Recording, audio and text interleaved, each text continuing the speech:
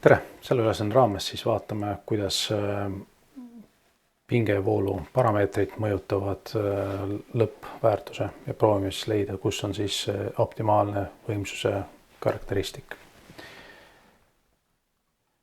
Selleks vaatame skeemi. Jälle ühendame ühele paneeli moodulile siis koormuse.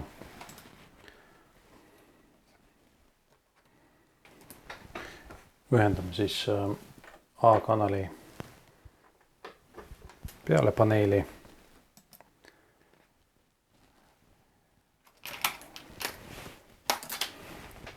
ning A+ kanali enne paneeli.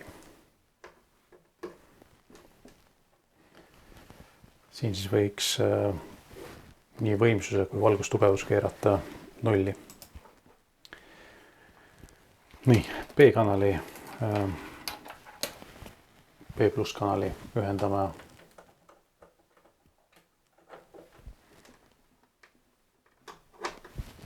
siia ja B- kanali ühendame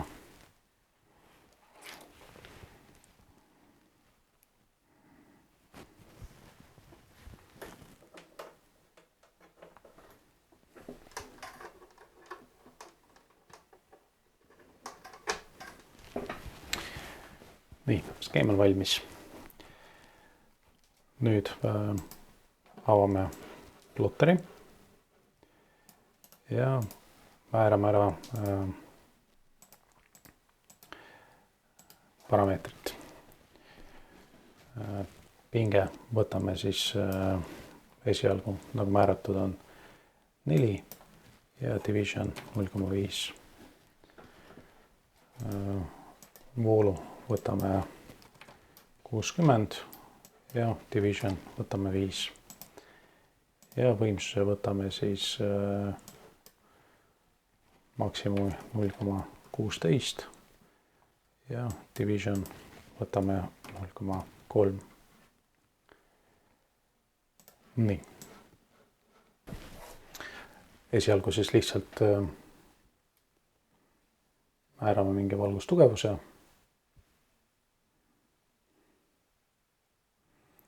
Ja vaatame tema väärtust.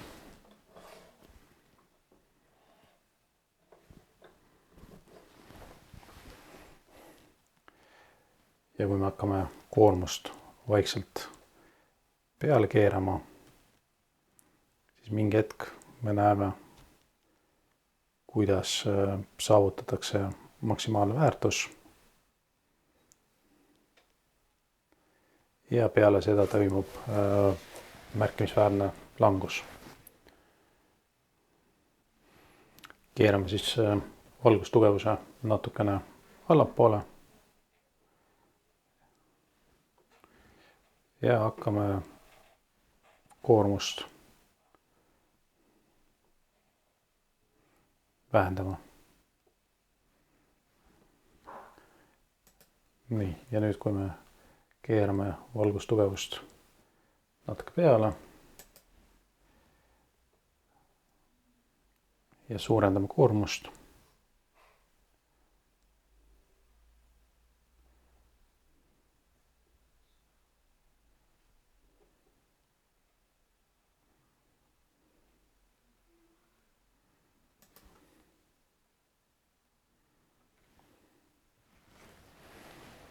nüüd näiteks keerame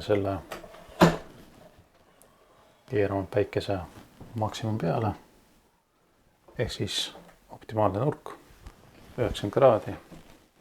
Valgustugevus on ka maksimum peal.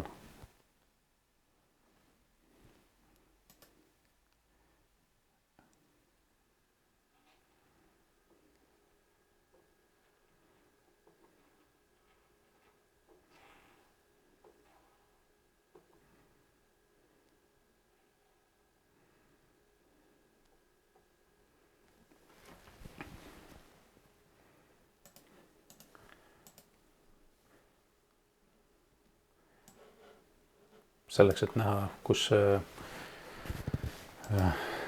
võimsus on, võime selle maksimumi natukene suurendada. ja suurendada ka vooluväärtust. Nüüd mul koormus jääb samaks, aga ma suurendan valgustugevuse. Ja siis tekib selline graafik.